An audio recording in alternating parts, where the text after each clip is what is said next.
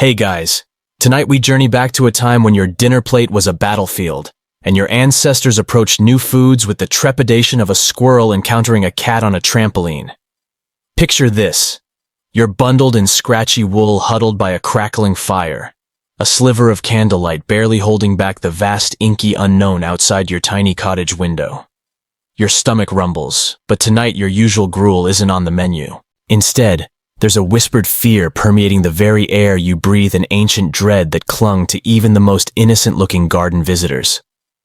Imagine if discovering a new type of fruit meant risking your immortal soul, or at the very least your internal organs staging a very dramatic permanent exit. You probably won't survive this deep dive into historical paranoia without some genuine eye-opening moments, let me tell you. So before you get comfortable, take a moment to like the video and subscribe, but only if you genuinely enjoy what I do here.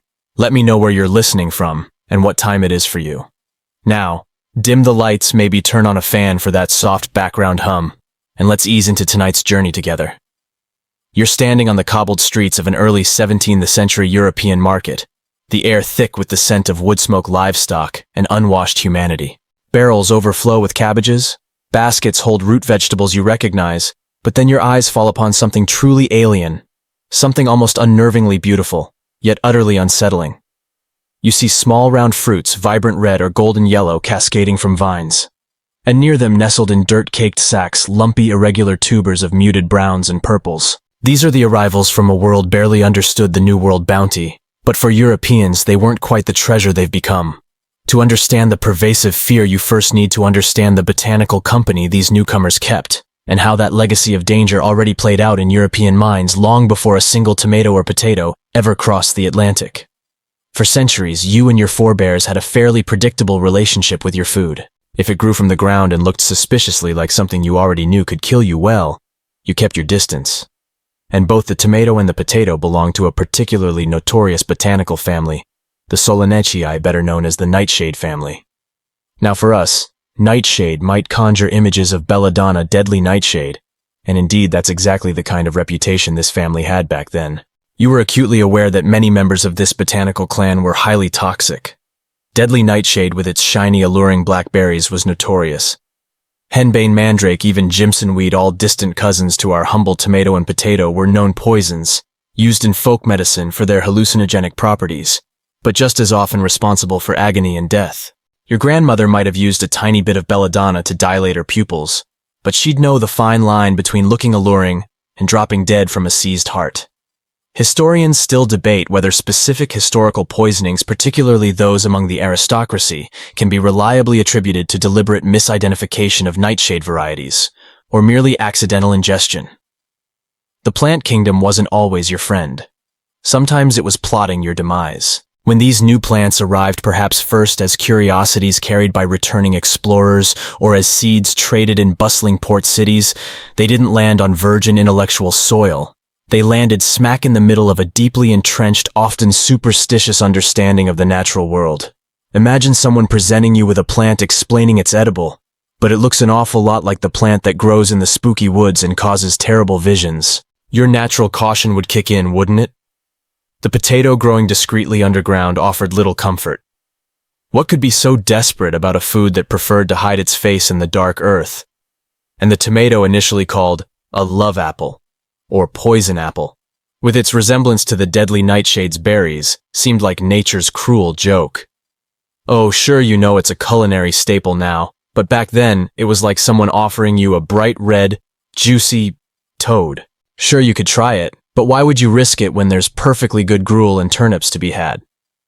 This innate, often primal fear was magnified by centuries of passed-down wisdom, or rather passed-down superstition, about which plants could be trusted and which could not. The New World might have offered astonishing wealth, but it also brought botanical doppelgangers waiting to ensnare the unsuspecting with their deceptive looks. It really puts things in perspective when you think about it. Your idea of daring might be trying a new hot sauce, while for your ancestors it was about not dying from a common fruit. Truly simpler times.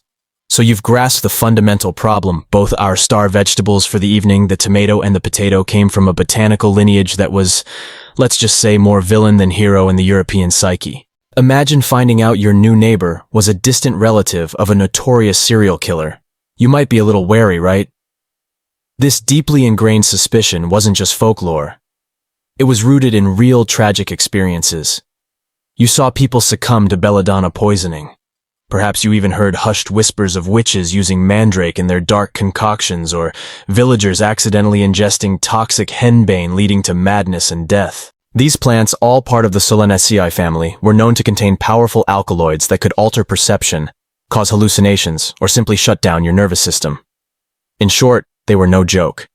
Your average European peasant wasn't leafing through botany textbooks, but they knew the look of a dangerous plant often passed down through generations of oral tradition, and regrettably, through unfortunate trial and error. Think of it this way. Your medieval pharmacopoeia was a mixed bag of genuinely helpful herbs and terrifyingly dangerous ones. Henbane, for example, a Solanaceae member, was sometimes used as an anesthetic or sedative, but miscalculation meant a swift journey to the afterlife. It was a plant with a double-edged reputation. Now here's a quirky tidbit. One fringe belief of the era even suggested that if you ate any nightshade plant, you'd become possessed by a demon, or at the very least turn invisible, which sounds more like a wish than a curse if you've got laundry to avoid. Historians still argue whether the fear of these plants was purely botanical ignorance or heavily influenced by religious condemnation against anything perceived as unnatural or witchcraft adjacent. It wasn't just the physical symptoms you worried about. It was the spiritual contamination. And while your modern mind processes information through scientific journals and peer-reviewed studies, your 17th century counterpart relied on signs, portents, and the wisdom of local cunning women, which frankly made things far less straightforward. When explorers returned from the Americas bearing tales and samples of these new plants, they presented them to a culture already pre-programmed for suspicion. You can almost hear the court botanists stroking their beards and squinting at a newly arrived tomato plant, murmuring, curious, very similar to that troublesome fellow we call Deadly Nightshade.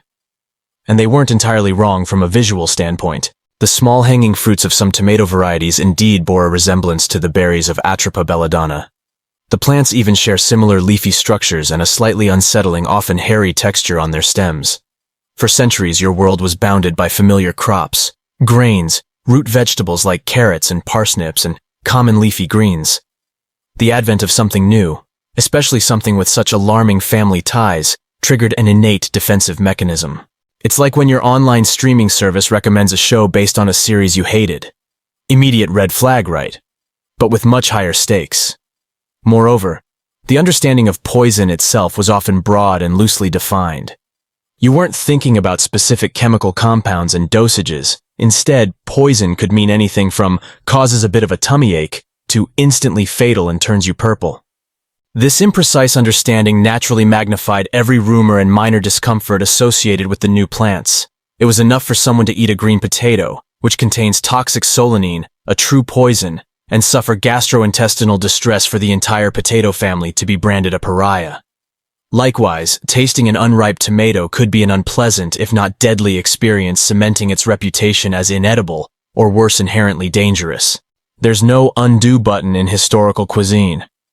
Once a plant got a bad reputation, it was hard to shake, particularly when everyone assumed every other plant from the New World was also trying to trick them into spontaneous combustion. You had also inherited a long tradition of associating plants with specific virtues or vices, often based on their appearance, location of growth, or even their mood. Plants that grew in dark, damp places were suspect. Those with unusual colors or textures often signaled something amiss. A plant like the potato, which stubbornly grew underground and then looked so lumpy and unappealing upon extraction, already faced an uphill battle for public acceptance. And the tomato, so vibrantly red or orange yet related to deadly poisons, it screamed deceit. You're trying to wrap your head around a world where the concept of biological classification didn't exist in the rigorous way we know it. All you had was observation, intuition, and deeply ingrained cultural wisdom that in this instance led you to jump to some rather unfortunate conclusions. It truly makes you appreciate not having to guess if your mashed potatoes might send you to the great spud heaven in the sky, doesn't it? The sheer courage or perhaps desperation of the earliest adopters is something to behold. So you've grasped the family ties, the guilt by botanical association, and the general fear of anything even remotely resembling those infamous European nightshades. But beyond lineage, the sheer appearance of these foreign imports played a starring role in their slow, torturous journey to your dinner table. Imagine for a moment that your familiar vegetables all look reassuringly similar. Root vegetables are earthy, and unassuming greens are well green. Then these aliens arrive. First, let's consider the potato, the lumpy, earth-stained enigma that emerged from the soil. Unlike your neat, predictable turnips or parsnips, the potato has misshapen eyes, strangely staring at skin often marred with imperfections. It's an irregular lump defying symmetry and a good first impression. Your ancestral instincts would probably scream, if it's trying that hard to hide underground, and then comes out looking like it lost a fight with a badger, it probably isn't planning on nourishing you. Furthermore, its growing habit itself was a major red flag. Most staple crops you relied on, like wheat, barley, or even beans, grew up towards the light. You could see them, harvest them, understand their cycle. But the potato grew down a hidden subterranean mystery. In a world deeply entwined with spiritual and symbolic interpretations of nature, anything hidden beneath the earth could easily be associated with the infernal, the devil, or malevolent spirits. If the sunlight symbolizing divine blessing touched most good crops, then what did it mean for a plant that shunned the sun entirely?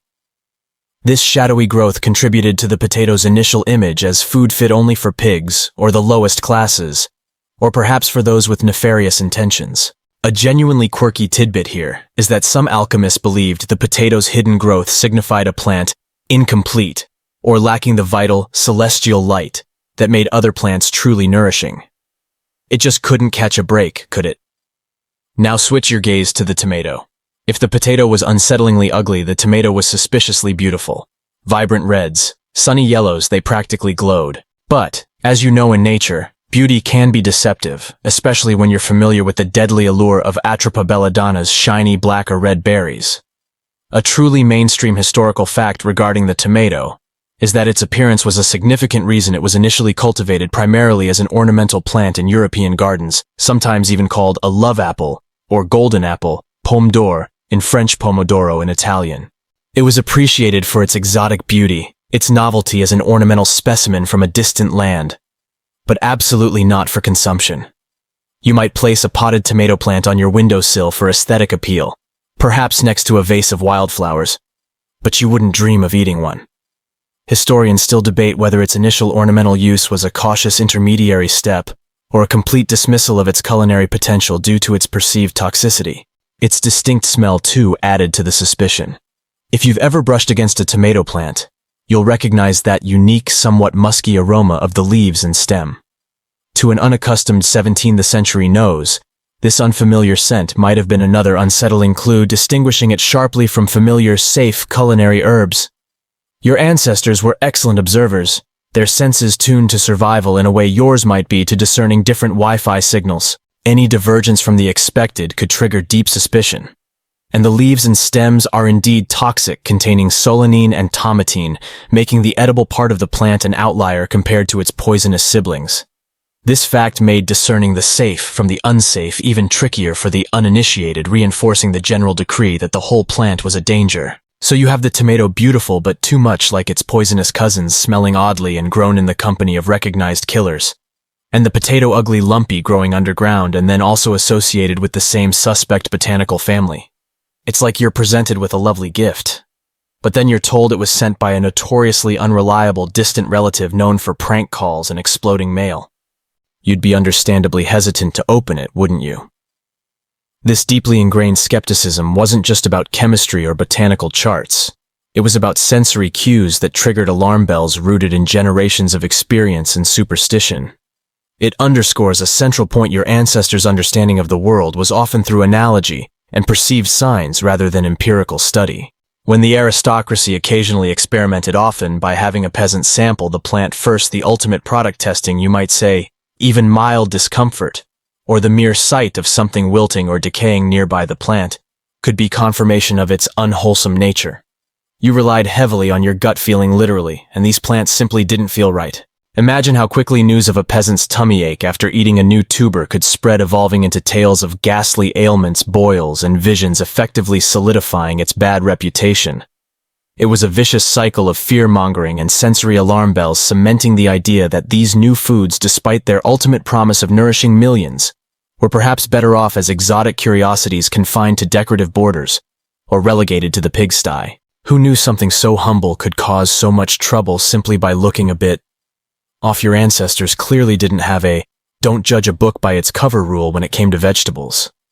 Alright, so the stage is set, a Europe already wary of anything too closely resembling its known botanical killers, and two newcomers, the tomato and potato, showing up with distinct visual traits that only amplify those fears. Let's zero in on the tomato for a moment, truly unpacking its initial unfortunate branding as the poison apple. You've already imagined its striking colors and family resemblance to deadly nightshade berries, but now picture its dramatic entrance.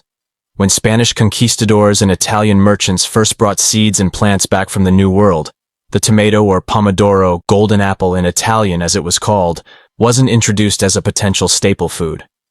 Oh no. It was first viewed as an exotic curiosity, something beautiful to look at, certainly, but far too suspect to ingest. It's the equivalent of a brightly colored, fascinating yet vaguely menacing garden gnome today. You wouldn't try to eat it, would you? The scientific name for the cultivated tomato, Solanum lycopersicum, translates literally to wolf peach or wolf peach, another strong indication of its sinister reputation. The wolf part implies danger or wildness, linking it immediately to something untamed and potentially predatory. Certainly not a docile dinner ingredient. The idea of the poison apple truly took hold in parts of Europe, especially among the upper classes. A mainstream historical fact confirms that wealthy Europeans used pewter plates and cutlery, which were high in lead. Tomatoes are acidic, and when their juice came into contact with the lead in the pewter, it leached lead into the food. This could cause lead poisoning, resulting in illness, and sometimes death symptoms often attributed to the poisonous fruit itself rather than the dinnerware. Imagine you're already suspicious of this strange red orb, then you eat it, get terribly sick, and it's instant confirmation. You'd probably say something like, "See, told you that cursed love apple was plotting our demise." The result: the tomato was predominantly grown for decorative purposes throughout the 17th and 18th centuries in many parts of Europe, especially in the north. You might have seen them growing in botanical gardens, perhaps admiring their lush foliage and colorful fruit. But you certainly wouldn't put one near your mouth. They were horticultural marvels, intriguing for their exotic origin, not for their culinary potential. Think of it as a historical equivalent of having a pet lizard, fascinating to observe, but you wouldn't consider it dinner. There's a peculiar tidbit here. Some historical records suggest that brave or perhaps very hungry Italian peasants were among the first to experiment with cooking tomatoes, particularly in the warmer southern regions, where conditions were ideal for cultivation and necessity sometimes trumped fear. Historians still argue whether early peasant consumption was truly a testament to courage, or merely born out of desperate hunger when other crops failed. These early experimenters likely didn't have access to pewter plates, further solidifying the class divide in who could or perhaps couldn't afford to try the poison apple without succumbing to its unintended lead-induced wrath. So for many, the tomato remained a curiosity, an interesting oddity for aristocratic gardens, adding a splash of color to formal arrangements, but otherwise shunned as sustenance. It's a testament to its formidable bad press. Every story of illness, every faint resemblance to belladonna reinforced the conviction that this fruit was inherently bad. It wasn't just suspicion. It became an accepted truth woven into the cultural fabric. If you were a 17th century European, you would actively discourage your children from even touching the plants, much less eating their alluringly red apples. The dangers were not merely perceived. They were confirmed in the public consciousness by the lead poisoning incidents and by a pervasive distrust of anything that looked too much like its poisonous cousins. You really couldn't blame them. Dying from dinner is generally to be avoided. It makes ordering takeout seem delightfully straightforward by comparison, doesn't it? This fear wasn't going away quickly, as the continent held on to its traditional fare with fierce determination. Imagine the dinner conversations. "Oh, look at the Duchess of Parma's garden. They say she grows those peculiar red fruits from the New World, the ones they call poison apples in Paris." A shudder might pass through the room. There was even the superstitious belief, a truly fringe tidbit, that merely touching the plant could bring ill luck or spoil other crops in the garden. This deeply entrenched aversion wasn't just a whim. It was a deeply rooted survival instinct, misdirected and magnified by the incomplete scientific understanding of the era. The vibrant, juicy fruit we now adore as a fundamental ingredient in countless cuisines faced a colossal battle to overcome its initial image as an exotic but potentially fatal garden adornment. For many, its visual beauty only made it more treacherous, an enticing snare disguised as a delicious offering. The world certainly wasn't ready for a salad or a pizza or anything close to what we understand about tomatoes today. While the tomato faced immediate rejection for being too beautiful and too much like a known poison, the potato had its own unique set of problems stemming from its humble, often hidden existence. If the tomato was the seductive, dangerous stranger at the party, the potato was the awkward, lumpy person lurking in the shadows, making everyone a bit nervous simply by its presence. Its very nature of growing underground out of sight was its first profound failing in the eyes of 17th century Europeans. You already heard how plants seeking the light were often considered blessed or at least normal. But a plant that shunned the sun, digging itself deep into the dark, cold earth, that was highly suspicious. This subterranean growth directly fueled negative associations. Your worldview back then was filled with symbolism. The earth beneath your feet was not just dirt. It was sometimes seen as the domain of the devil, of dark spirits, or of the underworld itself. Anything that thrived by burying itself in this realm away from the light of the sun and God's apparent grace could easily be viewed as something inherently unholy, or at the very least, unnatural. Imagine yourself explaining the concept of a root cellar to someone who already thinks anything from underground is inherently cursed. So you take the strange devil roots and put them back in a hole. They'd be profoundly unconvinced. This association with the earth's darker side meant the potato was perceived by many as food fit only for animals, peasants at the very bottom of the social hierarchy, or perhaps even a direct tool of the devil himself. It was a tuber of ill repute before anyone even tasted it. Another reason for this specific fear, the potato's cultivation techniques were also rather alien to traditional European agriculture. While familiar root crops like carrots and turnips grew from identifiable seeds in distinct rows, the potato propagated from pieces of itself, the eyes on the tuber. This felt less like cultivating a proper plant and more like dealing with some form of spontaneous, messy, ungodly creation. You'd plant a piece of a vegetable to get another vegetable. That seemed a little too close to perhaps the dark arts for some. This quirky tidbit highlights a prevalent belief: anything that deviated from the natural order of growth, seed to plant, was suspect. If it didn't fit neatly into the divine agricultural blueprint, it had to be trouble. Then there was the undeniable visual similarity of the potato plant to the deadly nightshade family. While the tuber itself didn't look like nightshade berries, the green foliage, stems, and especially the flowers of the potato plant bear a strong resemblance to belladonna. These green parts, along with the potato fruits, small green cherry-like berries that grow on the plant above ground, contain high levels of the toxic alkaloid solanine. A truly mainstream historical fact, these green parts are poisonous and were accidentally consumed by some early cultivators who, familiar with plants like tomatoes, mistakenly assumed these were the edible parts. Sickness, even death, resulted from this crucial misidentification. Imagine the consequences you taste. The bitter leaves get violently ill, and it's absolute confirmation that this devil's apple, as some called the potato, is a clear danger. Historians still argue whether early limited availability of information or simply inherent fear led to a greater number of misidentifications of the plant parts. This kind of misfortune did little to build trust. So your ancestral logic chain goes something like this. It grows underground, shunned by sunlight, implying demonic connections.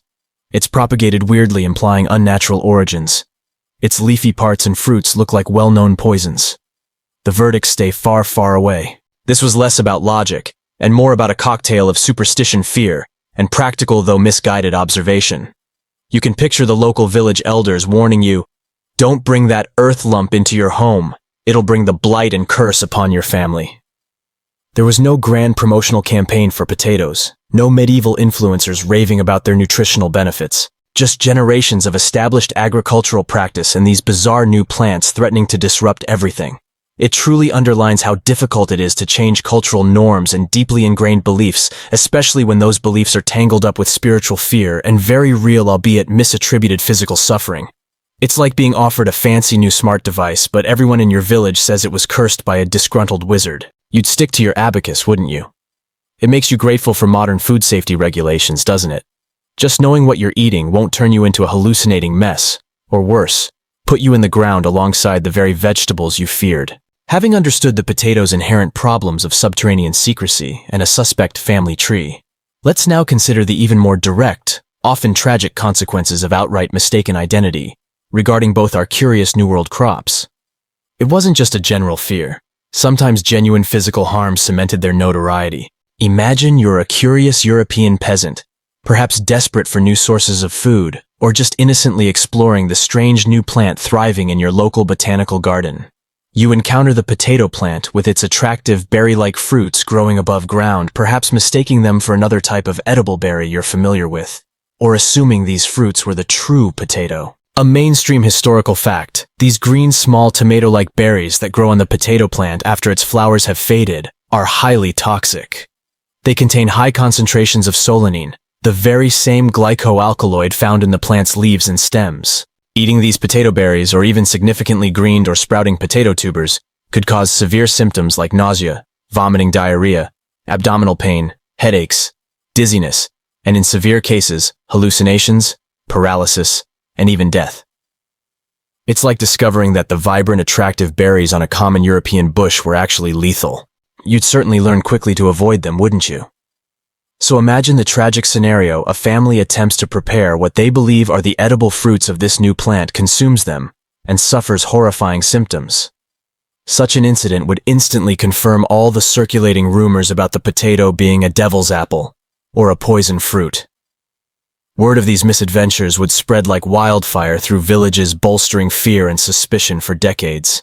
The tomato too suffered from dangerous early attempts at consumption. While the lead-pewter interaction caused slow poisoning, direct misidentification was another culprit. Because the tomato plant is part of the nightshade family, some individuals may have been foolish enough to try eating the leaves or stems of the plant, assuming they were like edible leafy greens. Or perhaps they confused unripe green tomatoes, which are harder and more bitter than ripe ones, and also contain higher levels of solanine, with safe foods. You wouldn't think to eat potato leaves or stems, would you? But imagine living in an era without standardized agricultural knowledge, no internet to quickly check if a plant was poisonous. This would have led to an early taste experience of intense bitterness, an immediate red flag that a European used to generally mild-tasting vegetables would not ignore. A truly quirky tidbit here is that some sources suggest the early failures to successfully grow and prepare the tomato were as much a cause for suspicion as its appearance. If it simply didn't taste good or seemed hard to cultivate correctly, why bother? Historians still argue whether the initial fear was more widespread due to cultural biases, or genuinely exacerbated by a higher frequency of actual poisoning incidents from improper consumption or cultivation. It's plausible that even a few isolated cases of illness due to these plant parts were enough to reinforce the existing negative perceptions, rather than challenge them. When there's little scientific understanding of toxins or plant biology, every symptom, no matter how minor, tends to be amplified into dire warnings and permanent cultural rejection. So for you, a cautious 17th century European, this isn't about enjoying new culinary adventures. It's about navigating a potential minefield. Each plant carries a label, and for these newcomers, it's written in invisible ink that reads "Danger Approach with extreme caution." You're relying on handed-down wisdom, local observations, and terrifying anecdotes rather than objective analysis. It's a very different form of risk assessment than we practice today, where you just glance at an ingredient list. You can almost hear the sighs of exasperation and perhaps a little bit of dark humor. At least now you know what not to plant next year, from those who experienced or witnessed these unfortunate experiments. These instances of mistaken identity, potentially fatal, weren't isolated curiosities. They were crucial nails in the coffin of early adoption, providing grim validation for existing superstitions and deepening the well of fear. They made the journey from curiosity to common consumption, not just slow, but arduous, fraught with the very real risk of falling victim to a meal gone terribly wrong. No wonder it took centuries to put these on the dinner plate. So you've endured the fear of deadly plant family members and the chilling anecdotes of mistaken consumption. Now, let's dig into the realm of the truly pervasive, the supernatural and religious anxieties that labeled these innocent plants as unholy or omens of ill. Your 17th century European mind didn't neatly separate science from superstition. They were intertwined. If a plant acted strangely, looked oddly, or caused unusual effects, it wasn't just a biological anomaly. It was often seen as a sign, a portent, or even a direct agent of the divine, or more likely the demonic. Both the tomato and the potato, alien as they were, stepped right into this charged spiritual landscape. For the potato, its subterranean growth fueled intense suspicion. Remember how growing beneath the soil away from the light of God was already a strike against it. This quickly evolved into notions that it was a devil's food suitable for the lower beings, or perhaps a gift from the infernal realms itself. There was a widespread belief, particularly in Ireland and parts of Germany, that potatoes didn't even produce seeds, which of course they do, but only if you knew how to look for and use their flowers, and thus must have been associated with evil forces that circumvented God's natural order of creation from seed. If a plant bypassed divine method, it must be conjured by dark magic, right? A truly mainstream historical fact regarding the potato's perception was the popular folk belief that since it didn't grow a seed that you could see easily and replant, it couldn't have been sanctioned by God. Then there was the peculiar form of the potato, its knobbly, often misshapen lumps. To eyes prime for superstition, these weren't just awkward shapes. They could be interpreted as deformities, as representations of witches' warts or devil's toes. Some extreme religious tracts even depicted the potato as the work of the Antichrist, designed to ensnare human souls with its unusual taste or habit. Imagine a potato with eyes suddenly seeming very sinister to you. There's a particularly quirky tidbit that claims some peasants believe touching a potato tuber could actually give you warts. A less charming thought, perhaps, than thinking about your dinner. These bizarre underground root structures were seen as intrinsically other, outside the natural and wholesome order of things. The tomato, on the other hand, was deemed a poison apple, which for many evoked images of the forbidden fruit in the Garden of Eden. The devil, after all, tempted Eve with a fruit. What if this bright red, seemingly beautiful fruit was just another temptation? A new trick from Lucifer to lead humanity astray? Its alluring color paired with its perceived toxicity was a potent combination that suggested deceit and a snare for the unwary. Its connection to witchcraft was also a very real concern. Certain nightshade varieties were historically used in witches' flying ointments or other folk remedies believed to have hallucinogenic or psychoactive properties. When the tomato, a botanical cousin, showed up, it automatically inherited this ominous reputation. If witches were associated with similar plants, then surely this new attractive apple must also be connected to their nefarious activities. Historians still argue whether the religious and supernatural fears surrounding these plants were independently strong or merely amplified by existing medical misunderstandings and reports of poisoning. It's difficult to separate the strands. You had also inherited centuries of ingrained prejudice against anything new or foreign, particularly from pagan lands. The Americas, the source of these plants, were often depicted as lands of uncivilized, non-Christian peoples by certain preachers. If the plants came from such a place, then they must carry a taint. The exotic became synonymous with the diabolical. Your spiritual salvation was often tied to every aspect of your daily life, and introducing an unholy vegetable onto your plate would have felt like inviting damnation to dinner. So when a child fell ill after consuming a potato berry, or a rich merchant felt unwell after eating a tomato on his lead plate, it wasn't just bad luck. It was perceived as confirmation of the plant's true wicked nature, a warning from God to turn away from these devilish offerings. It reinforced the notion that divine favor was linked to the traditional, the known, and the culturally sanctioned foods that had nourished Europe for centuries. This intertwining of genuine risk, however misattributed with deep-seated religious fear and folklore, meant that overcoming these psychological barriers would require not just a clever agronomist, but perhaps a few miracles too. No one wanted to risk their immortal soul just for a potentially more filling meal. And honestly, considering some of the beliefs back then, you probably wouldn't either. Best stick to your bread and gruel and avoid tempting fate with some suspiciously bright red fruit from the land of pagan demons, wouldn't you? Beyond the ominous plant relatives and fears of the diabolical, you're standing in a world grappling with a much less visible, yet equally pervasive fear disease. And these new suspect vegetables often found themselves inexplicably linked to prevailing theories of illness, the intricate system of humors, and the ever-present specter of the plague. In 17th century Europe, understanding of medicine and anatomy was rudimentary at best. Illness wasn't usually attributed to germs, but to imbalances in the body's four humors: blood, phlegm, yellow bile, and black bile, or to miasmas, bad airs believed to cause disease. Now imagine the potato cold earthy grown underground, to your humoral system that immediately signaled a cold and dry food. In a medical framework that prized balance, consuming too much of something that pushed your humors too far out of whack could be seen as deeply unhealthy. Physicians, basing their remedies on ancient Greek and Roman theories, would advise against foods that upset this delicate balance. If a food was cold and moist, it might exacerbate phlegm. If hot and dry, it could inflame choler. The potato's earthy qualities suggested it lacked the vital warmth or sun-derived energy associated with healthy foods. Mainstream historical fact: many medical treatises of the time classified foods by their perceived heating or cooling properties, as well as their effect on digestion, with unfamiliar foods often falling into the bad-for-you category if they didn't fit easily. So a new cold, earthy root from a mysterious foreign land instant health hazard. The tomato, on the other hand, with its vibrant colors and acidity, often drew suspicion as well. Red foods, for example, could sometimes be associated with blood, or an excess of a hot humor, which was concerning. Its acidity, in a time when alkaline and balancing foods were preferred for digestion, would have been considered detrimental. Perhaps it would sour the humors, cause an internal imbalance, or even corrode your innards over time. These were genuine, though ultimately misdirected, medical anxieties. A truly quirky tidbit is the belief among some European physicians that the tomato's striking red color was a sign of inflammation or an unnatural heat within the plant, which would then be transferred to the person consuming it, causing fevers or hot diseases.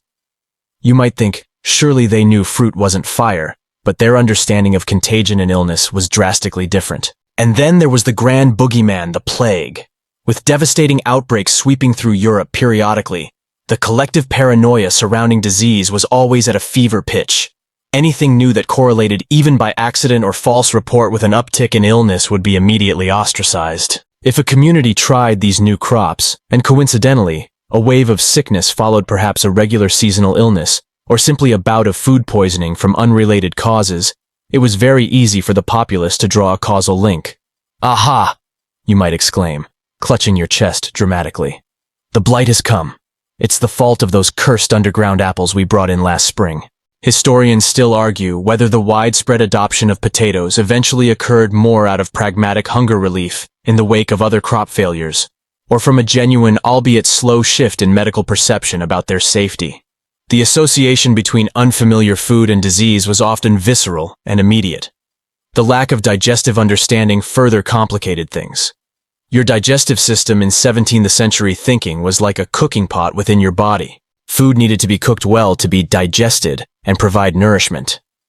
Raw foods or foods that seemed hard to break down were generally viewed with suspicion, as they were believed to ferment or putrefy within the body, creating harmful humors and leading to illness. This prejudice applied particularly to tomatoes, which were often eaten raw in the Americas or only lightly cooked.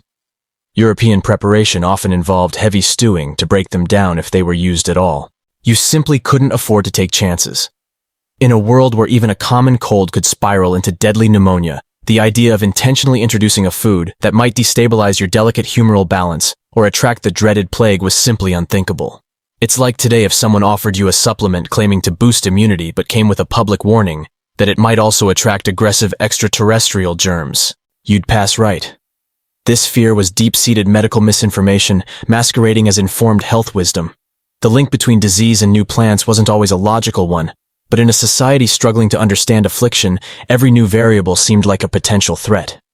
And so these New World imports were seen not as nutritious saviors, but as harbingers of disease and decadence quietly waiting to upset the delicate balance of your ancient European body.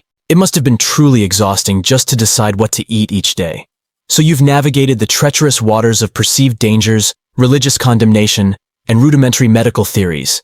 Now let's consider a rather fascinating, though ultimately flawed lens through which your 17th century ancestors viewed plants: the doctrine of signatures. Imagine this in an age before modern chemistry and botany. When faced with an overwhelming diversity of plants, you'd look for patterns, clues, even divine hints to understand their purpose. The doctrine of signatures was precisely this kind of thinking, a widespread mainstream historical belief that held that God or nature had subtly signed plants with visual cues, indicating their medicinal properties or inherent nature. If a plant looked like a body part, perhaps it was good for that part. If it resembled a known illness, perhaps it was its cure. This ancient principle dictated that the physical appearance of a plant, its color-shaped texture, growing habit, revealed its inner qualities and its potential uses or dangers. A classic example, liverwort with its lobed leaves resembling a liver, was thought to be a cure for liver ailments. Walnuts with their brain-like appearance were believed to be beneficial for the brain. It's wonderfully intuitive, isn't it? But as you can imagine, this intuitive leap often landed in very mistaken conclusions. This brings us back to our two-star vegetables. Consider the potato's lumpy, knobby subterranean appearance. If a root looked like a benign, familiar carrot or turnip, that was fine. But the potato's irregular shape, its eyes, and its general lack of aesthetic appeal could easily be interpreted as a negative sign. What might its unusual form signify? To some, it implied something deformed or diseased, not whole or perfect in nature's blueprint. Perhaps those eyes on the tuber were associated with evil or surveillance, or even witches' eyes, an intriguing, quirky tidbit that further illustrates the lengths to which imagination stretched in lieu of science. Such physical characteristics were seen as nature's dark signatures, silently warning you against consumption. You'd think twice about eating something that looked like it had a skin condition, wouldn't you? The tomato, for its part, also presented a significant problem under the doctrine of signatures. While beautiful, its vibrant red color could be seen not as a sign of health and vitality, but as an indicator of heat, or even blood. Remember the humoral theory? Too much heat could disrupt the delicate balance of your body, leading to fevers, inflammation, or internal corruption. Some practitioners believed its intense color hinted at properties that would inflame the humors, or create imbalances within the body. And of course, its close visual resemblance to the deadly nightshade berries was the ultimate signature of danger. If it looks like a poison apple, the logic went, then it must be a poison apple. No ambiguity needed there. Historians still argue whether the doctrine of signatures merely provided a convenient rationalization for existing fears, or genuinely informed early medical and botanical understanding that led to initial plant rejections. Either way, its influence was profound. Your 17th century herbalist wasn't classifying plants by genetic sequences, but by perceived divine signs, which often made him and you dismiss entirely new foods, with remarkable confidence, sometimes tragically so. You were a meticulous observer of the natural world, yes, but your interpretations were heavily filtered through a lens of superstition and a belief in mystical correspondences. So for generations, these powerful, though flawed principles guided how you perceived and used plants. It meant that without proper scientific understanding, something as arbitrary as shape or color could doom an entire species of food to rejection. It also perpetuated a deeply conservative approach to diet, discouraging experimentation and clinging to traditional crops with known signatures of safety. You simply weren't going to trust a random bulb that looked like a devil's eye, when your local parsnip clearly resembled a parsnip. The absence of a reassuring familiar signature from the tomato and potato effectively branded them as danger zones, silently signed by nature itself. It sounds rather endearing now, doesn't it? This almost childlike attempt to understand a complex world through simplistic visual cues. But it profoundly shaped dinner plates and dietary histories for centuries, proving that sometimes even God's apparent hints can lead to a lot of confusion and a general lack of pizza. So you've navigated the intricate web of mistaken botanical identity, supernatural anxieties, humoral medicine, and the peculiar logic of the doctrine of signatures. But let's add another thick layer to this anti-tomato and potato cake, a truly fixed European palate. Imagine a society where culinary innovation was glacially slow, and what you ate was dictated less by whim and more by centuries of tradition, agricultural necessity, and strict social hierarchies. Your ancestors were not the type to experiment with exotic new ingredients from faraway lands. They clung to their culinary comfort zones with the tenacity of a barnacle to a ship's hull.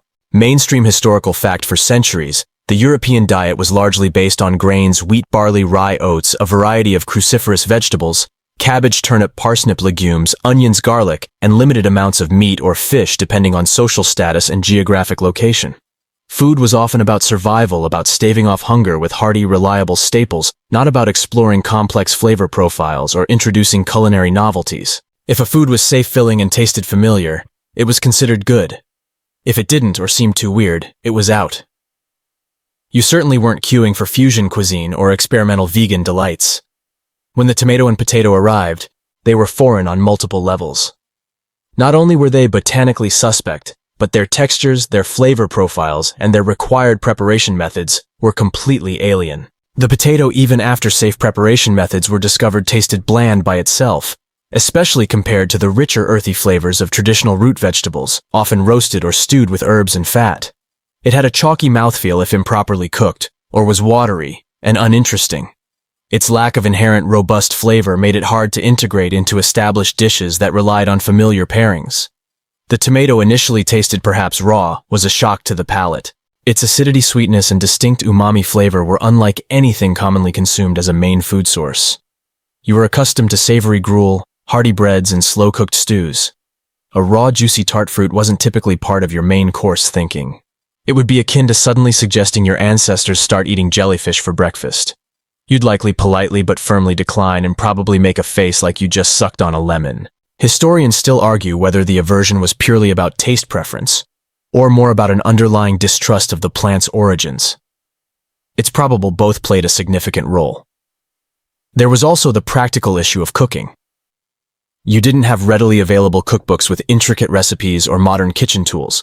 Cooking was a skill passed down orally, generation to generation, with tried and true methods for established ingredients.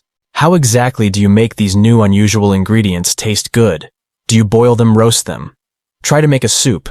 Early attempts at integrating them would often yield poor results because the right culinary techniques simply hadn't been discovered or widely shared yet. Imagine attempting to make the first ever tomato sauce without knowing what garlic or basil were for flavor or how to properly break down the raw pulp. It would have been a profoundly unsatisfying meal, contributing to the idea that these new foods were simply not very palatable and definitely not worth the risk. Furthermore, introducing a new food meant potentially upsetting your internal systems. Your gut microbiome, so to speak, was attuned to a certain diet. Sudden dietary changes, particularly with high fiber or acidic content if eaten raw, could lead to discomfort or indigestion, which your ancestors applying humoral theory would naturally interpret as a clear sign of the food's unwholesome nature. C. This red fruit is upsetting my digestion, proving it's bad for my humors. It reinforces a quirky tidbit about some peasants after a first attempt declaring potatoes good for nothing but farts and misery. Not exactly a ringing endorsement, is it? So while we marvel at the adaptability of human taste buds today, back then, cultural culinary conservatism was a formidable barrier. It was deeply rooted in a cautious approach to survival, where novelty was seen with suspicion, not excitement. Your diet was practical, familiar, and deemed safe.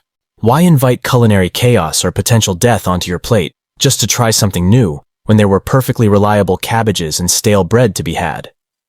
The culinary revolution brought by these crops would take centuries to unfold, piece by painstakingly adapted piece, until the fixed European palate slowly tentatively began to unbend, and your modern appetite for global flavors finally emerged. So your ancestors faced a triple threat: fears of poison, divine displeasure, and just Section 11. Beyond plain awful cooking attempts. But as if that weren't enough, lurking beneath the surface of all these apprehensions were very real and practical economic anxieties. These were less about the supernatural and more about survival in a brutal agrarian economy, introducing entirely the biological scares, the spiritual dread, and the sheer culinary stubbornness. You new crops into a centuries-old agricultural system isn't just about putting seeds in the ground. It's about upsetting an established way of life, potentially jeopardizing livelihoods and impacting market stability. First, consider the risk involved. Farming have to remember that 17th century Europe operated on a very delicate economic and agricultural balance. Into this world stepped the potato and tomato not just as new foods, but as potential disruptors of a long-established, albeit precarious, then as now is inherently risky. One bad harvest, one disease, one frost, and you could face starvation. So when new crops like the potato and tomato arrived, farmers were naturally hesitant to gamble their family's survival on you in order. And disruption often brings significant economic anxieties, creating a powerful resistance to these novel crops.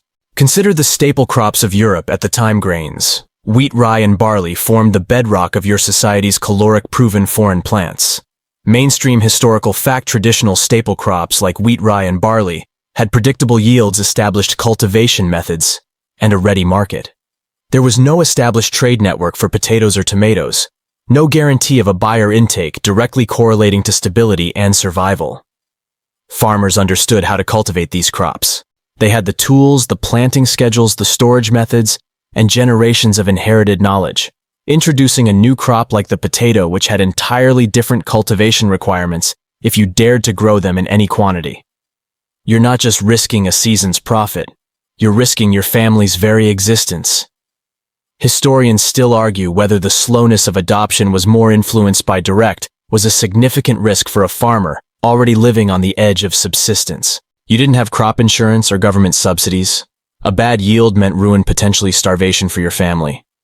Mainstream historical fact: farmers were heavily invested in existing agricultural risk or by social pressure to stick to traditional foodways. Secondly, a significant economic fear revolved around market disruption. What if these new foods did take off? Would they undercut the prices of traditional crops? Imagine being a wheat farmer in grain crops because of their well-understood growth cycles, predictable yields in typical European climates and established markets. They could predict their livelihood more reliably. The potato's unique cultivation method requiring different soil preparation, handling, and storage, then suddenly potatoes come along promising a higher caloric yield per acre and potentially cheaper prices. That's a direct threat to your livelihood, potentially reducing demand for your grain. This isn't a small worry. It could mean losing your land. Your home grains posed an initial hurdle. You couldn't just toss potato cuttings into a wheat field and expect the same results. For landholders who might lease land to peasants, investing in potatoes meant risking a significant shift from known successful methods, or worse, becoming a desperate landless laborer. Economic protectionism often disguised itself as suspicion about the new crop's wholesomeness. Why promote a rival when you can simply claim it causes warts and madness, moreover to unproven ones? What if the soil wasn't right? What if it affected other crops? These were real economic worries. A bad season with an unfamiliar crop could be catastrophic. Moreover, there was an initial lack of market for these. The initial yields and resistance to local pests and diseases for these new crops were often unknown.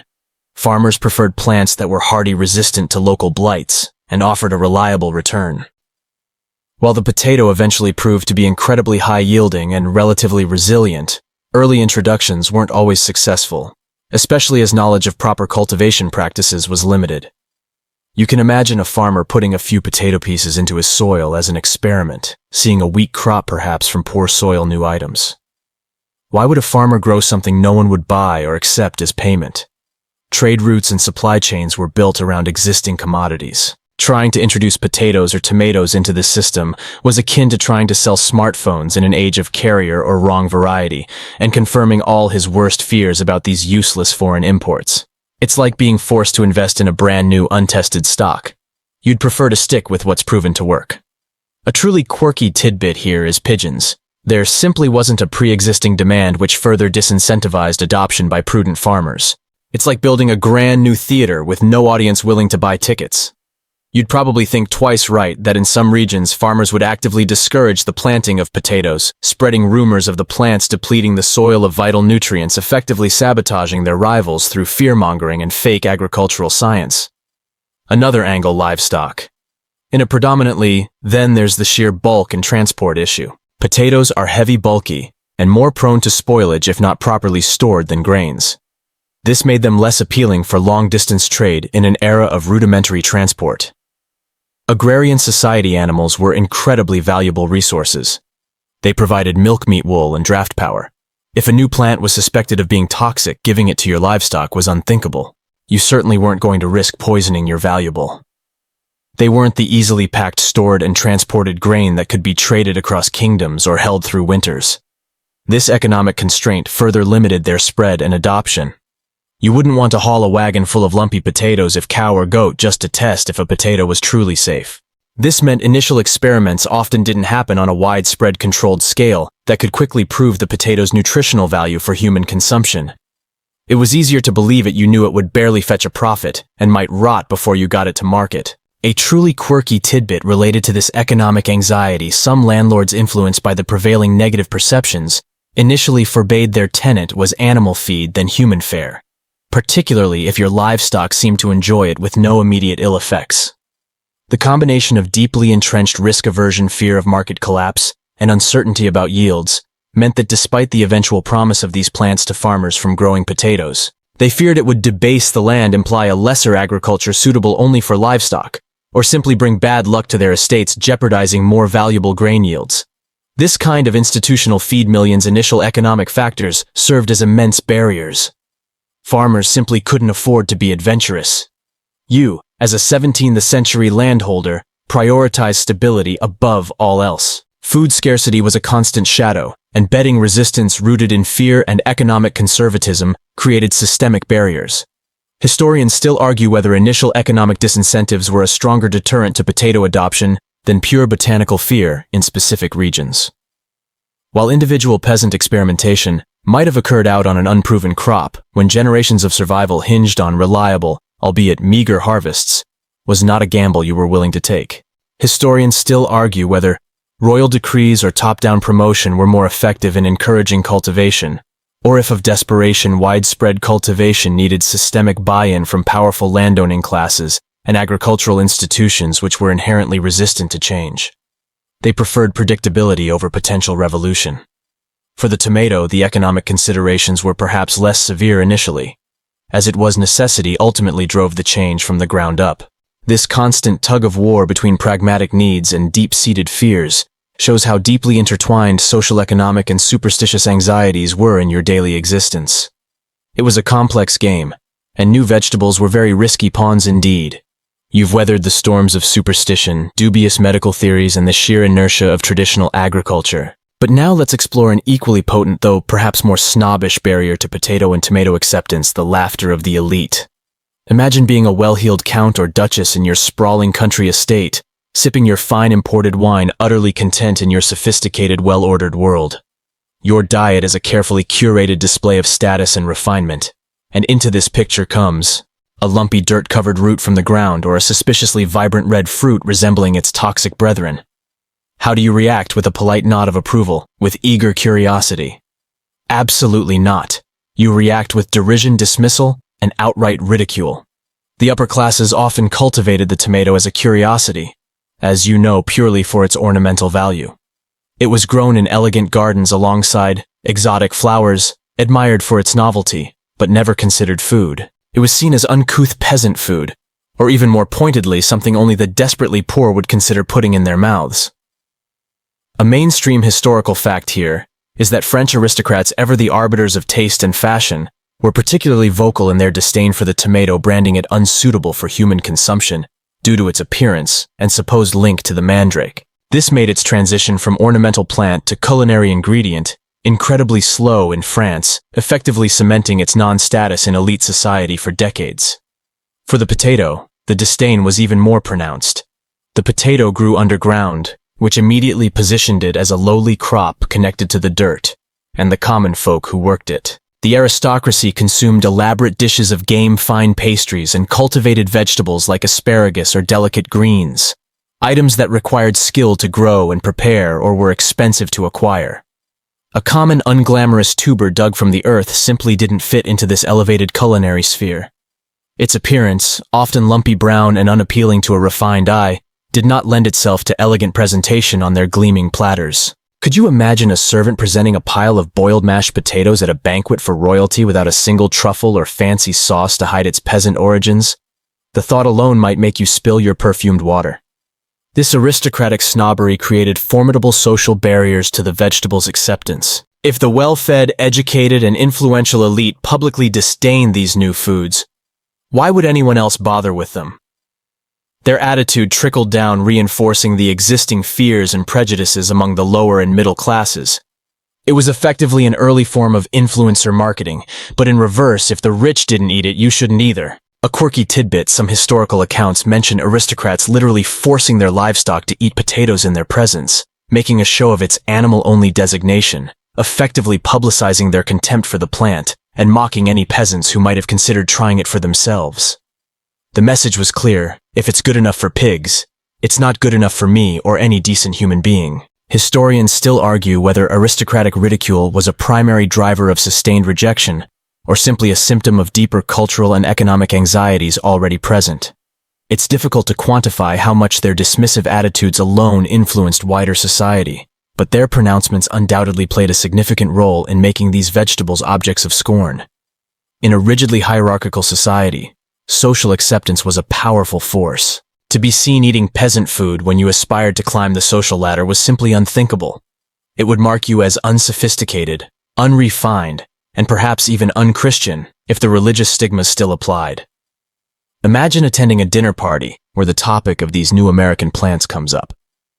The gentleman might jest about Dr. a foxglove's remedy for excessive flatulence caused by eating earth lumps, while the ladies titter over the gaudy colors of the poisonous love apples in the gardens. These kinds of casual slights and sustained mockery ensured that even if a clever farmer figured out how to grow a decent potato, or a daring cook managed to prepare a tasty tomato, overcoming the social stigma would be an enormous hurdle.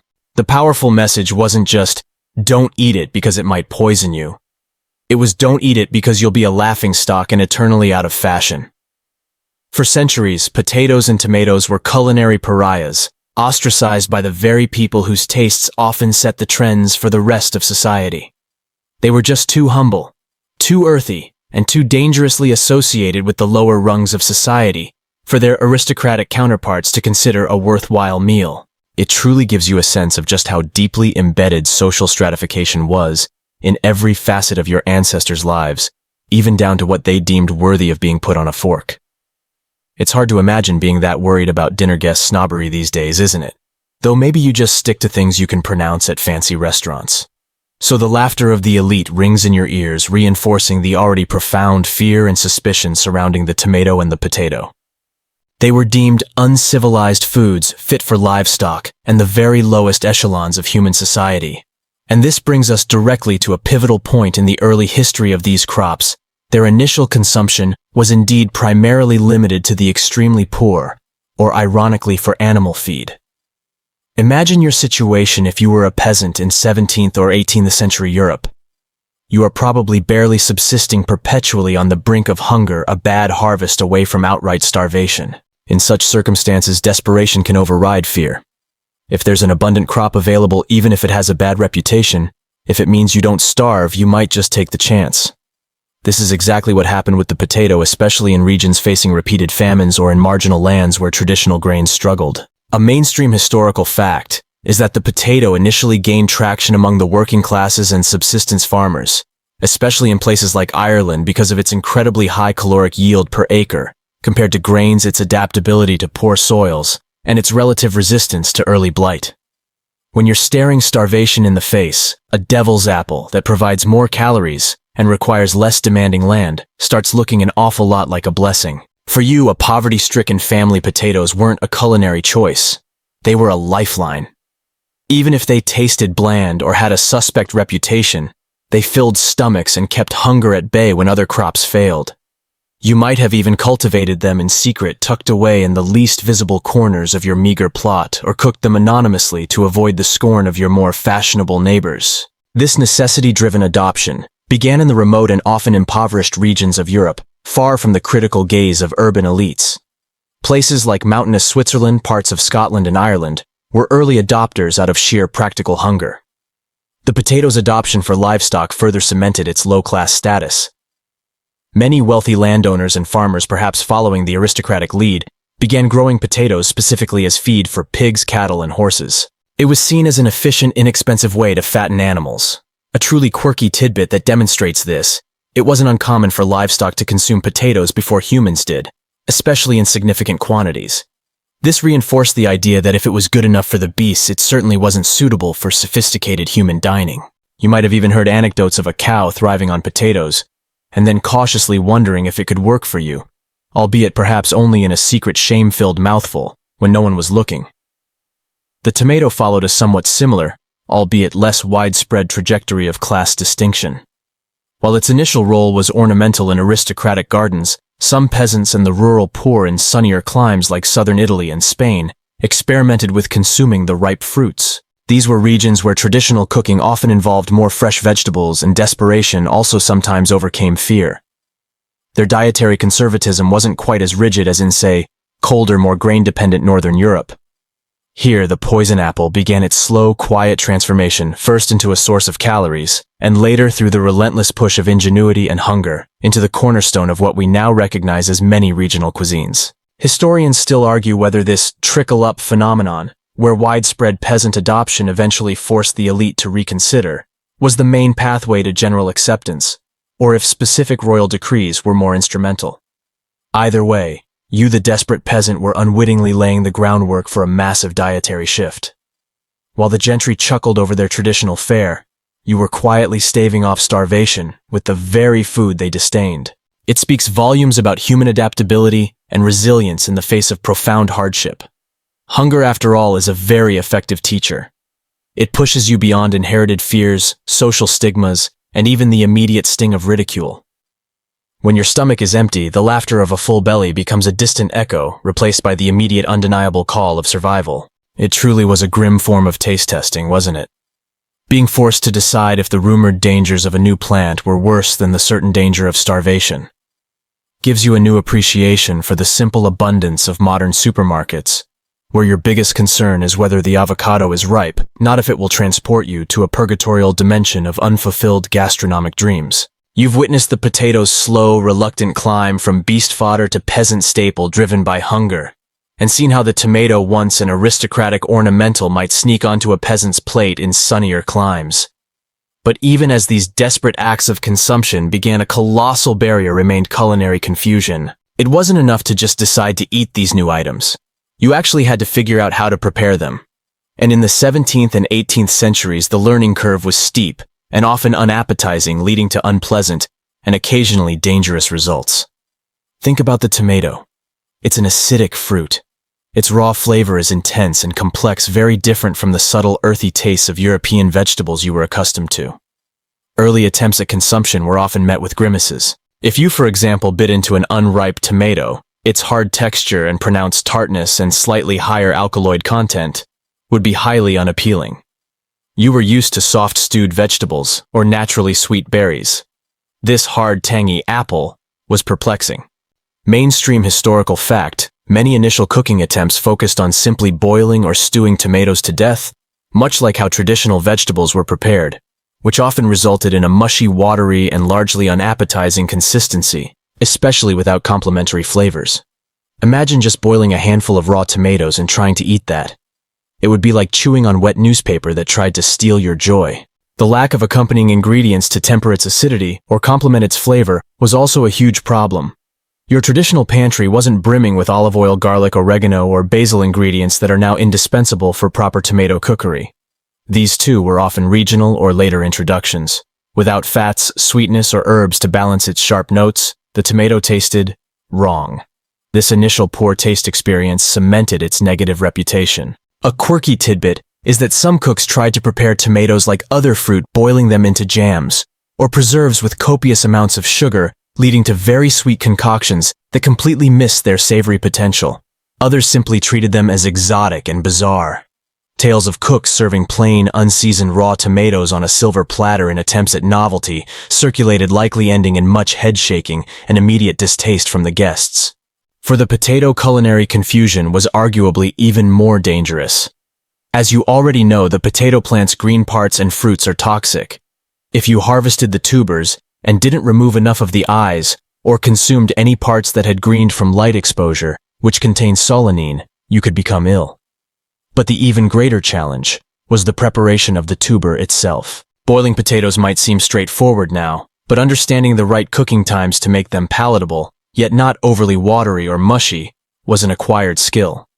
Without the right technique, boiled potatoes can be mealy, tasteless, and generally disappointing. Frying in animal fat was another option, but fat was a precious commodity not to be wasted on a questionable new food. Historians still argue whether early limited exposure to proper preparation methods led to sustained culinary disinterest, or whether poor preparation only compounded an already strong initial bias against the new crops. Regardless, it was a cycle. Initial fear led to hesitant attempts. Poor cooking methods led to unappetizing results. Unappetizing results reinforced the belief that the plants were useless, or even harmful, strengthening the initial fear. You couldn't just find a delicious recipe on your phone. Every single culinary hurdle had to be overcome by painful trial and error. Think of it this way. Your great-grandmother didn't just know how to make that family stew. She learned from her great-grandmother, passed down with meticulous care. Introducing new cooking techniques required significant social learning and transmission. And these weren't simple additions. They often demanded completely new ways of thinking about how food was processed, seasoned, and transformed. So for a long time, both the tomato and the potato were condemned not just for what they were, but for how bewilderingly difficult it was for early Europeans to make them taste anything approaching delicious. They simply couldn't work out the magical alchemy of turning these suspected dangers into delectable dinners. You wouldn't invest time and precious fuel to cook something that only tasted worse than your usual bland fare, would you? And that for many years was the lamentable fate of these two culinary titans. You've witnessed the widespread fear, the stubborn palates, and the early culinary missteps. But the impact of culinary confusion wasn't always just unappetizing meals. it often manifested in more alarming ways. These unfortunate early experiments led directly to actual cases of illness, and in tragic instances, death, which further cemented the deeply entrenched belief that these plants were inherently poisonous. Let's re-emphasize those crucial points: the green parts of the potato plant, including the stems, leaves, and particularly the small, green, cherry-sized fruits that appear after the flowers, are toxic. They contain high concentrations of solanine, a natural glycoalkaloid. When early cultivators or hungry foragers unfamiliar with this distinction mistakenly ate these parts believing them to be edible fruit or leafy greens, they experienced severe consequences. Mainstream historical fact: symptoms of solanine poisoning range from nausea, vomiting, abdominal pain, and diarrhea, to headaches, dizziness, and hallucinations. In higher doses, or for vulnerable individuals like children, it could cause irregular heartbeats, paralysis, and even death. Imagine the terror when a child intrigued by the red potato berries plucked and ate them, and then suddenly developed a raging fever and convulsions. Such incidents would be spoken of for generations, often wildly exaggerated into tales of instant death and demonic curses. This provided incontrovertible, albeit wrongly attributed, proof of the potato's deadly nature. Similarly, with the tomato, the primary culprit for adverse reactions was often the unripe fruit. While fully ripe tomatoes have very low levels of the glycoalkaloid tomatine, unripe green tomatoes contain higher concentrations. Consuming them could lead to a very bitter taste and mild gastrointestinal distress, not unlike that caused by unripe potatoes. As you've learned, the lead leaching from pewter plates exacerbated this significantly, causing full-blown lead poisoning with symptoms that were far more severe and even fatal. This crucial fact was unknown, leading everyone to blame the poisonous tomato. So while you might feel a little tummy ache from eating too many green apples today, a 17th century equivalent could have led to prolonged sickness, attributing it unequivocally to the strange new red fruit. A quirky tidbit: some desperate individuals also attempted to eat raw tomato leaves thinking they might be edible like spinach, only to experience intense nausea and burning sensations due to the toxic compounds concentrated there. You truly couldn't tell a good meal from a dangerous one by just looking. These personal tragedies, combined with anecdotal horror stories, spread like wildfire through tight-knit communities, where information was largely transmitted orally. News of a single family's unfortunate illness after trying a New World apple would travel much faster and carry far more weight than any tentative success stories of safe consumption, especially if the latter was associated with desperation or lower classes. Historians still argue whether the actual frequency of such poisonings was high, or whether a few isolated, highly dramatic incidents were enough to cement and perpetuate the widespread fears. The power of anecdote over scientific method was absolute. This is a stark reminder of life in an era without regulated food safety, chemical analysis, or widespread education. You were flying blind, guided by inherited superstition and the stark lessons of illness and death. Every family knew of someone or knew someone who knew of someone who had fallen ill after daring to experiment with these plants. This grim reality overshadowed any potential benefits. Who would risk feeding their family something that might send them to an early grave simply because it promised more calories? Not you, and not your sensible, survival-oriented ancestors. These repeated, tragic, unfortunate early experiments weren't just hurdles. They were giant, ominous barriers, confirming in the most terrifying way possible that some novelties were simply not worth the deadly risk. It took centuries to reverse the public's perception of these now ubiquitous foods. And it really does make you grateful for food labels and consumer protection laws, doesn't it? Knowing that your grocery store vegetables probably won't land you in the medieval equivalent of an emergency room. Read the grave is a comfort you might not appreciate until you step into these dusty shoes. So you've traversed a landscape littered with fear, misidentification, social snobbery, and very real consequences of early mishaps. But even in the face of such profound obstacles, necessity, ingenuity, and a touch of shrewd political maneuvering gradually began to turn the tide, particularly for the humble potato. While the tomato continued its slow, ornamental waltz, the potato, driven by hunger and pragmatic champions, embarked on a much more strategic journey towards acceptance. One of the most famous and effective champions of the potato was Antoine-Augustin Parmentier, an 18th-century French pharmacist, nutritionist, and agronomist. Having been captured during the 7 Years' War and forced to subsist on potatoes as a prisoner, he emerged from captivity not with a permanent aversion, but with an unwavering belief in their nutritional value. He was, to put it mildly, the potato's biggest hype man. Mainstream historical fact: Parmentier campaigned tirelessly for potato consumption in France, giving dinners where only potato dishes were served, publishing pro-potato pamphlets, and enlisting the help of King Louis XVI himself. Imagine your monarch essentially acting as a celebrity chef, giving the ultimate royal endorsement. Louis XVI, convinced by Parmentier's arguments, allowed Parmentier to plant potatoes on his own royal grounds, protected by armed guards during the day. This was a classic piece of reverse psychology, a truly quirky tidbit that beautifully illustrates how clever leadership can work. The guards would retreat at night, allowing the curious and often desperate peasants to sneak in and steal the king's supposedly valuable crop. If the king valued them so much and went to such lengths to protect them, they must be worth something, mustn't they? This perceived royal approval combined with the successful pilfering began to chip away at the existing mistrust and fear, making potatoes desirable through illicit means.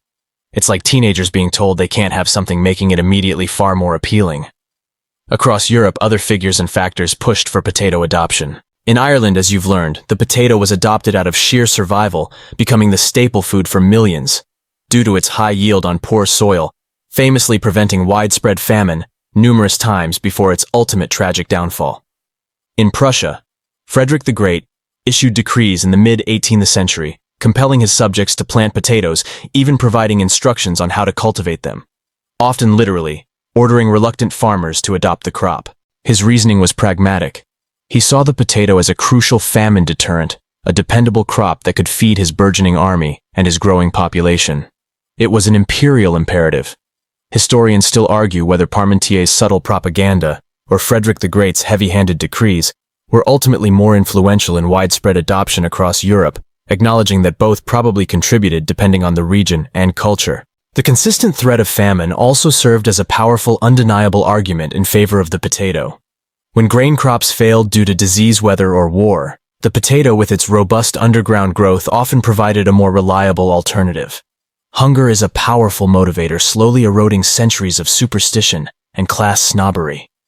Peasants who tried the potatoes and survived often found that not only did they avoid starvation, but they were remarkably sustained. Furthermore, increasing urbanization and the rise of a cash economy played a part.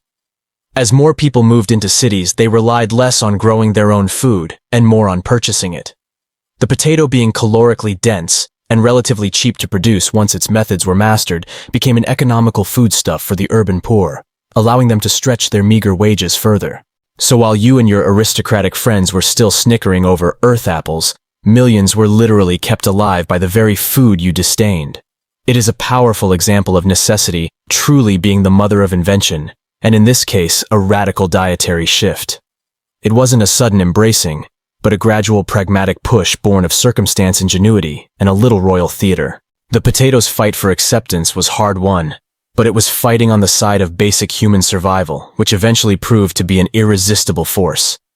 Thank goodness some of those emperors saw the light before humanity fully succumbed to eating only turnips. You've tracked the potato's triumphant, if pragmatic, rise thanks to royal decree, shrewd marketing, and the stark reality of famine. But the tomato. Its journey was far more leisurely, evolving from a suspect ornamental oddity to a culinary staple over an incredibly long, drawn-out period. It really took its sweet time joining the edible ranks. Unlike the tomato never quite had the same urgent hunger prevention imperative in most of Europe. It wasn't the famine saver the potato was. Its initial purpose, as you remember, was decorative. For nearly 2 centuries, its primary role in many European gardens, particularly in the cooler northern climates like England and France, was aesthetic. You'd admire its vibrant colors and exotic form in a pot, much as you'd appreciate a decorative shrub, rather than consider it a meal. This ornamental phase was a mainstream historical fact, with gardens flaunting these love apples for show, reinforcing their status as curiosities, not cuisine. Its transition from purely ornamental to occasionally edible started cautiously, primarily in the warmer Mediterranean regions, most notably southern Italy and Spain. These were areas with climates conducive to growing tomatoes, and with existing culinary traditions that were perhaps more open to new fruit-like additions. Here, among the less affluent or the more adventurous, some limited experimentation began. Early recipes incorporating tomatoes were simple, reflecting local ingredients, perhaps stewed with local olive oil and garlic. These rudimentary uses often involved heavy cooking, breaking down the raw plant and its potential off notes. The cultural assimilation of these Mediterranean flavors, including tomatoes, would then slowly, painstakingly migrate north. The advent of printed cookbooks, a much later development, played a surprisingly significant role in legitimizing the tomato. As European society progressed and literacy increased, and as publishing became more widespread in the 18th and 19th centuries, recipes for tomatoes began to appear. These early culinary texts gradually normalized its presence, offering instructions on how to transform the poison apple into palatable dishes. A truly quirky tidbit is that some of the earliest printed recipes often cautioned against the raw qualities of tomatoes, instructing cooks to boil them for hours to remove any harmful elements, further cementing the slow transition away from total suspicion. You wouldn't find a recipe that said slice thinly and serve fresh for a very long time.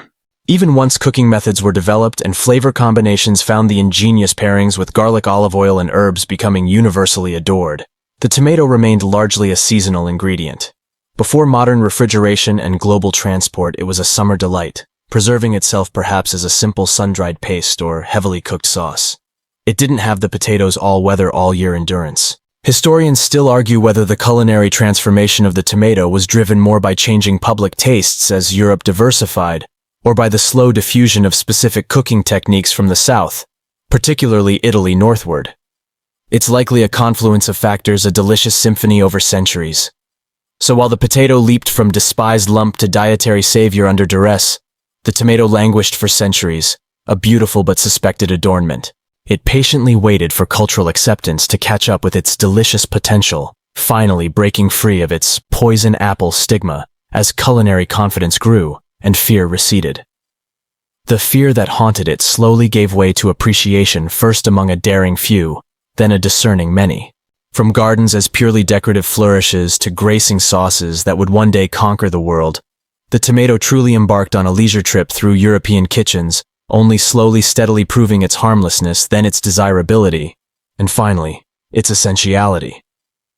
You would have had a very, very long wait if you wanted a pasta sauce worth eating back then. You've traced the very different trajectories of the potato and tomato within Europe, driven by necessity and leisurely culinary evolution. But these plants weren't born on European soil. They were voyagers crossing oceans, adapting to new climates, and fundamentally transforming both the new world that bore them and the old world that hesitantly adopted them. The story of why they were feared is intimately woven into their journey across continents. The grand narrative, a mainstream historical fact, begins in the Americas. Potatoes originated in the Andes Mountains of South America, cultivated by indigenous peoples for millennia, developing thousands of varieties long before Europeans ever dreamed of exploring the New World. They were a sophisticated and vital food source for empires like the Incas, revered for their resilience and nutritional value. The tomato similarly had its origins in the Andean region and was then cultivated extensively in Mesoamerica, especially by the Aztecs, who called it zitomatl. These were integral parts of diverse and advanced agricultural systems long before Columbus sailed.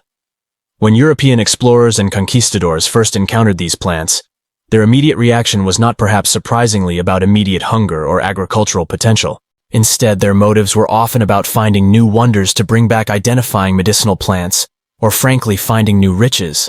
Seeds and tubers made their way across the Atlantic primarily through Spanish explorers and later other European traders in the late 15th and 16th centuries. They were brought back initially as curiosities, as samples of the exotic bounty of the New World, destined for botanical gardens or scholarly examination rather than widespread agricultural integration. Imagine them bundled up in crates, nestled amongst gold and strange animal pelts, arriving as mysterious objects from an unknown land. This transatlantic journey, however, introduced significant challenges for the plants themselves, contributing to the initial fear. Firstly, the European climate, particularly further north, was different from their native habitats. It took generations of adaptation breeding and agricultural experimentation to develop varieties of potatoes and tomatoes that consistently thrived in various European climates and shorter growing seasons. This meant initial attempts at cultivation could be disappointing, yielding scrawny, low-quality crops which reinforced the notion that the plants were unsuited or problematic. A quirky tidbit: some of the earliest tomato plants grown in Europe actually struggled to produce fruit in the shorter, cooler summers of certain northern regions, leading to their relegation to ornamental status and confirming initial impressions of them being impractical food sources. Secondly, and critically, knowledge about how to grow, harvest, and prepare these crops correctly did not seamlessly transfer across the ocean. The indigenous knowledge base was largely ignored or misunderstood by Europeans who viewed the native populations through a lens of cultural superiority. This created a knowledge gap. How did the Incas prevent their potatoes from turning green? What specific conditions did the Aztecs use to ripen their tomatoes for flavor? These nuances were often lost, leading to poor agricultural practices and accidental poisoning, thus intensifying fear. Historians still argue whether the initial transfer of indigenous knowledge was purposefully ignored or simply incapable of being adequately translated and transmitted due to the vast cultural and linguistic divides. The result, tragically, was a lot of dangerous guesswork. So the transatlantic journey was less of a smooth ride and more of a perilous crossing for these plants. They were transplanted not just geographically, but culturally, losing the vital context of millennia of indigenous wisdom that had perfected their cultivation and safe consumption. It was a classic case of magnificent potential colliding head-on with profound cultural ignorance and inherent fear of the foreign. They landed in Europe not as saviors, but as highly suspect aliens demanding a very long, very painful period of re-education before their true value could be recognized. And for us now, it's a remarkable historical footnote to how much of our global pantry we owe to distant lands and the often misunderstood knowledge systems that nurtured these treasures for centuries before Europe even knew they existed. Your ancestors truly took their time realizing what good things the wider world had to offer, proving yet again that first impressions, particularly scary ones, can be quite lasting. You've explored the extraordinary global journeys of these once feared plants, tracing their paths from indigenous cultivation to European botanical gardens and reluctant farm fields. Now let's pivot to one of history's cruelest ironies, a poignant reversal of earlier fears, the bitter lesson of hunger that revealed itself when later dependence on potatoes led to devastating famines. Remember how the potato was championed by figures like Parmentier and Frederick the Great primarily as a famine prevention crop, and how driven by pure necessity the rural poor in regions like Ireland wholeheartedly embraced it due to its extraordinary yield and nutritional density. This reliance, particularly on a limited number of varieties of potatoes, slowly yet steadily became the bedrock of survival for millions. Mainstream historical fact: by the early to mid-19th century, the potato had become the nearly sole source of sustenance for the vast majority of the Irish population. It was an astonishing reversal, from devil's root to dietary lifeline. This dependence, born of desperation, and the potato's unique resilience was also its fatal flaw. The single greatest catastrophic demonstration of this newfound dependence came with the Great Famine in Ireland, 1845 to 1852. It wasn't the potato itself that caused the disaster, but a fungal disease, Phytophthora infestans, more commonly known as potato blight. The blight arrived in Europe from North America, likely carried on imported seed potatoes, and ravaged potato crops with terrifying efficiency. A truly quirky tidbit here is that many initially believed the blight was a curse from God, or a result of miasma or bad air, only later realizing its fungal nature. This ecological disaster led to widespread crop failures year after year, especially impacting Ireland, where the potato was nearly the only food source for a huge segment of the population. Imagine the horror. A crop that you or your recent ancestors had come to rely upon entirely for survival suddenly turns black and putrid in the ground.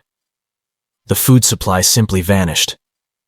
The Irish, unable to afford alternatives, faced mass starvation, emigration, and death on an unimaginable scale. Over 1 million people died, and another million emigrated forever, changing the face of the island. Historians still argue whether the extreme reliance on the potato in Ireland was primarily due to its natural advantages, or exacerbated by colonial policies that limited agricultural diversification for the native Irish population. Regardless, the human cost was immense, a devastating lesson in the fragility of monoculture, particularly when the monoculture is relied upon to the near exclusion of all other foodstuffs. For Europe at large, this was a chilling, bitter lesson. The very crop that was supposed to prevent hunger now showed its devastating potential for catastrophe when monocultured.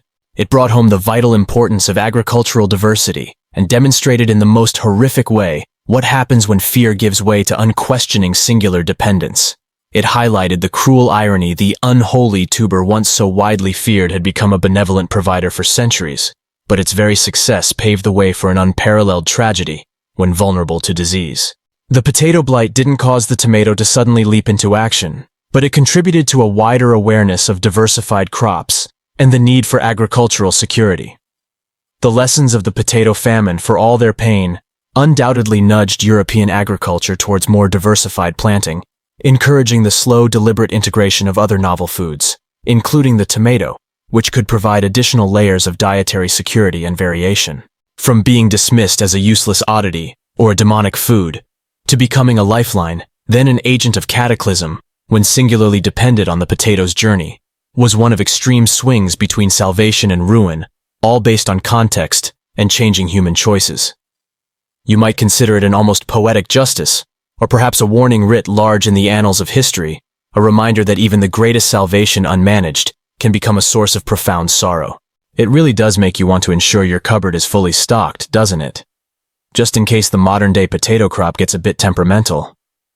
You've traversed the perilous landscape of historical culinary fear, witnessed the grim reality of mistaken identity, navigated the snobbery of the elite, and even experienced the profound tragedy born of later dependence. Now let's bring our journey to its peaceful, deliciously satisfying conclusion, the long, astonishing transformation of these once feared plants into the global culinary mainstays they are today. It's a story of perseverance, human adaptability, and ultimately the triumph of utility and flavor over generations of suspicion. The potato, humble and often unglamorous, won its war for acceptance largely out of necessity. It demonstrated its unwavering ability to feed hungry masses, especially when other crops faltered. As famine loomed, whether from war or disease, the potato's high caloric yield per acre and its relatively straightforward cultivation methods became undeniably attractive.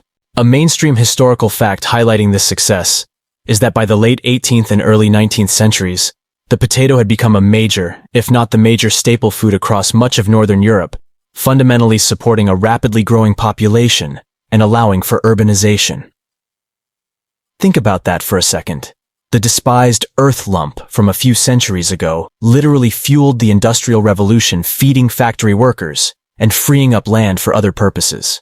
It's hard to imagine that level of strategic planning over a mere tuber, isn't it? It proves that sometimes the most effective evangelist is an empty stomach. As the potato's widespread consumption increased, the old superstitions and medical fears gradually, almost imperceptibly, faded. Knowledge of proper cultivation, for example, hilling to prevent greening and preparation, avoiding raw leaves and berries, cooking thoroughly, became standardized and widely disseminated. The potato became a dependable, wholesome food, a source of crucial carbohydrates and nutrients, particularly for the working classes. From roasted to boiled, mashed to fried, its culinary versatility finally began to shine, becoming the comforting side dish you probably take for granted on your own dinner plate tonight. The tomato, on the other hand, had a far more glamorous, if protracted, ascent. It took much longer to shake its poison apple reputation, because unlike the potato, it wasn't initially seen as a hunger solution. Its journey was one of culinary enlightenment. Southern European cultures, particularly the Italians, and later the French and Spanish, truly embraced it, first developing the complex, delicious flavor combinations that we now associate with them. The acidity was balanced with olive oil and garlic. Its umami notes were amplified by slow cooking, and its vibrant color, once a sign of danger, became a celebration of freshness and vibrancy. A quirky tidbit related to its popularization is the story often told, though likely apocryphal in its directness, of Pizza Margherita in Naples. Commissioned in 1889 by Queen Margherita of Savoy, it featured tomatoes, basil, and mozzarella, intentionally representing the red, green, and white of the Italian flag. Whether entirely true or embellished, it neatly symbolizes the moment the tomato firmly planted its roots culturally and culinarily in a truly iconic dish. Imagine your queen literally signing off on what would become your Friday night takeaway. The standardization of cookware, moving away from lead-tainted pewter, also played a crucial, albeit silent, role in dispelling the tomato's poisonous reputation. As safer materials like ceramics and iron became more prevalent, the accidental poisonings ceased, allowing the true delicious and harmless nature of the tomato to finally reveal itself without interference. Historians still argue whether the removal of lead from common dinnerware was the most critical factor in dispelling the poison apple myth, or whether broader agricultural and cultural shifts ultimately weighed heavier in its slow adoption. Both the potato and the tomato went from being deeply distrusted outsiders to being global pillars of diet and economy. The potato feeds millions daily, forms the basis of countless comforting dishes, and has supported populations through periods of scarcity for centuries. Lessons learned from its blight and devastating famine leading to more resilient agricultural practices and diversification. The tomato, meanwhile, transformed into the vibrant heart of Italian, Spanish, French, and Mexican cuisine, a culinary ambassador that adds flavor and joy to countless dishes across every continent. Its success proved that sometimes patience and good seasoning truly are the keys to unlocking a culinary treasure. It's truly amazing that something once thought capable of sending you straight to the underworld is now the basis of your favorite pasta sauce, isn't it? Just imagine trying to explain a ketchup sachet to a 17th century European. Their mind would probably quite literally melt from the sheer absurdity and sheer lack of imminent peril. So tonight, as you drift off perhaps after a meal containing a glorious potato or a delicious tomato, remember their turbulent history. Remember the fear, the laughter, the desperation, and the eventual triumph over deeply ingrained suspicion. These plants represent not just food, but centuries of human learning adaptability, and the slow, often painful process of embracing the unknown. Their story reminds us that progress is rarely linear, often battling against prejudice and misinformation, but ultimately good things often find their way to your plate. And as the lingering scent of that long-forgotten fear gently recedes, take a moment to appreciate the journey your ancestors took. They were bolder, more curious, and certainly more desperate than we often give them credit for. Tonight's story winds down like the embers of a fading fire, softer, cooler, inviting the quiet hum of dreams. The shadows of doubt that once clung to those humble roots and vibrant fruits have lifted, leaving behind only the comfort of familiarity. Your mind, too, can now ease its vigil. The worries of old, the fears that stalked dinner tables for centuries are no longer yours to carry. Let the soft whispers of history drift into the calming hush of your night. Every fear resolved, every mystery settled into the quiet wisdom of what once was. Sleep now gently with the peace that comes from a well-fed soul, no longer haunted by curious foreign foods. Just comfort, calm, and the long, deep rest you deserve.